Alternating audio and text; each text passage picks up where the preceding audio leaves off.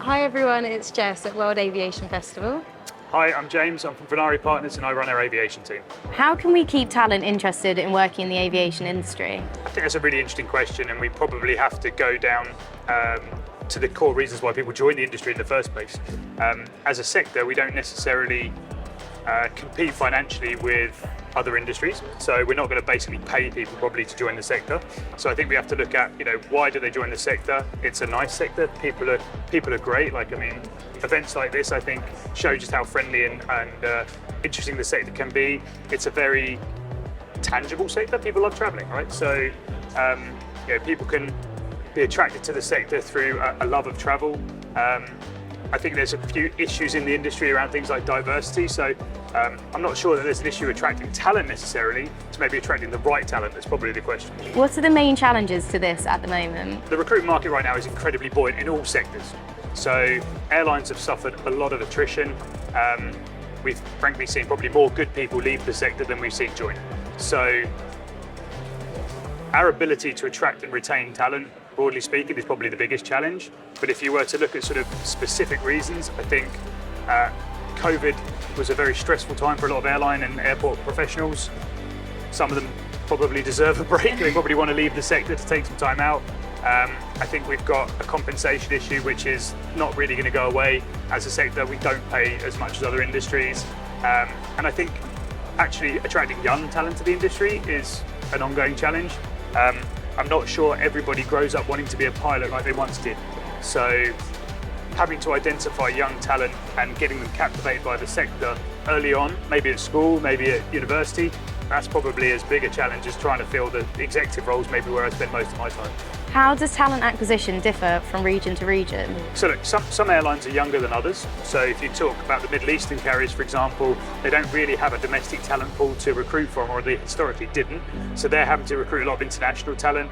I think in parts of Asia, there's probably a preference to go back to localized hires rather than expatriates. And that does tend to be a cycle. Frankly speaking, I can hire an American to a role in Europe and sponsor them quite easily for a visa.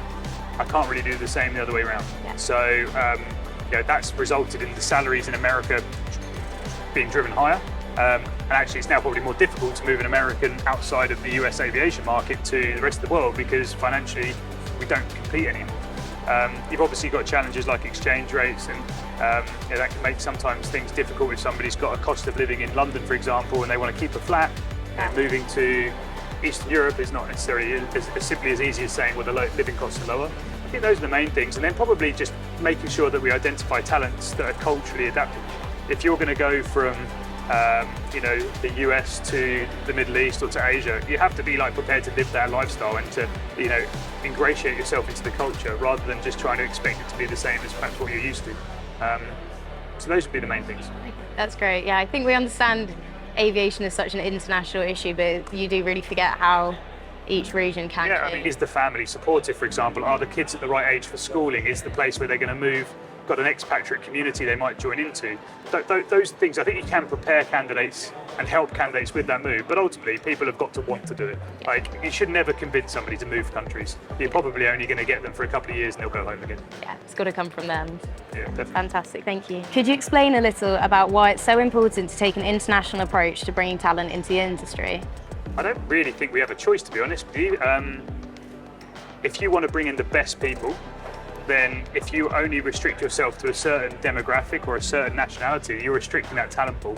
In our panel earlier on today, we did talk about it's one thing getting a candidate through the door. You've kind of also got to make sure that they succeed, and you've got to have an environment that supports them, helps them to adapt culturally, helps them ingratiate themselves into the new company.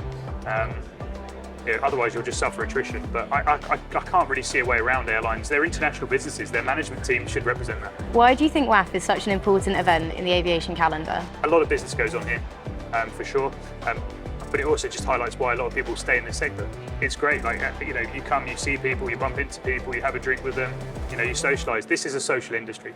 It's not an industry that's driven just by sort of finances, for example, and it's an industry where I think when people join it, they love the people, and this is an event that brings all those people together. Yeah, that's fantastic. Thank you so much.